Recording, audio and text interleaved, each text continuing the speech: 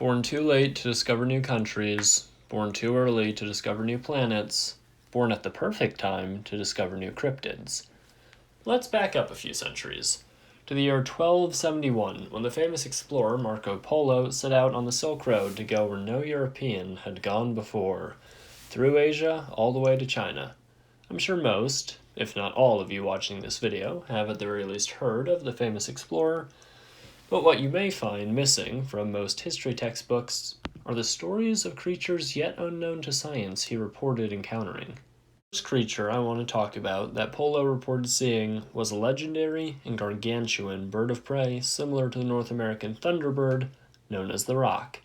In the explorer's own words, it was for all the world like an eagle, but one indeed of enormous size. So big, in fact, that its quills were 12 paces long and thick in proportion. It is so strong that it will seize an elephant in its talons and carry him high into the air and drop him, so that he is smashed to pieces, having so killed him.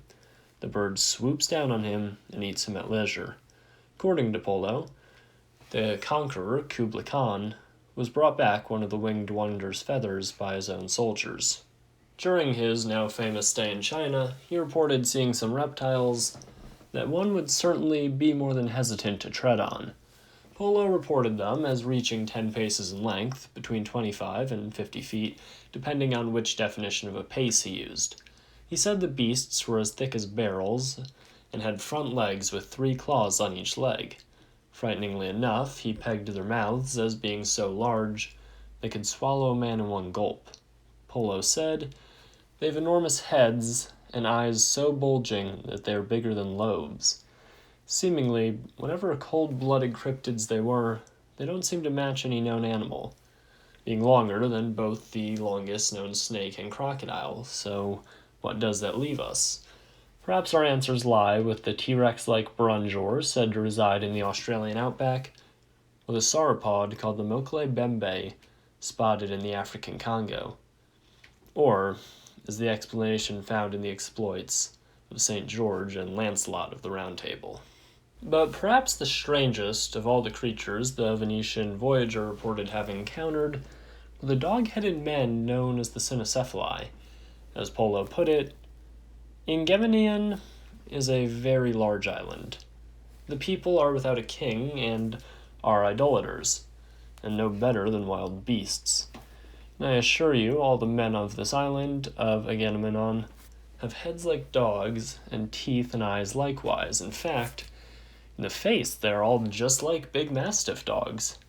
They have a quantity of spices, but they are a most cruel generation and eat everybody that they can catch, if not of their own race. While stories of cruel cannibals with canine craniums may sound unbelievable, Polo wasn't the only one to see them, with Alexander the Great reporting an encounter, and even St. Christopher believed to have been one by some. When discussing these abominations of antiquity, comparisons to the real-life werewolf, known as the North American Dogman, are bound to be drawn, but I'm not sure they're necessarily one and the same. The cynocephali are described as men with dog heads, while the dogmen are described as impossibly tall for humans, 7 feet on the low end, covered in fur, and have dog-like legs and feet. So, do you think we'll ever find the creatures that Polo reported seeing? Or are we just wandering through the pool with our eyes shut? Let me know in the comment section below.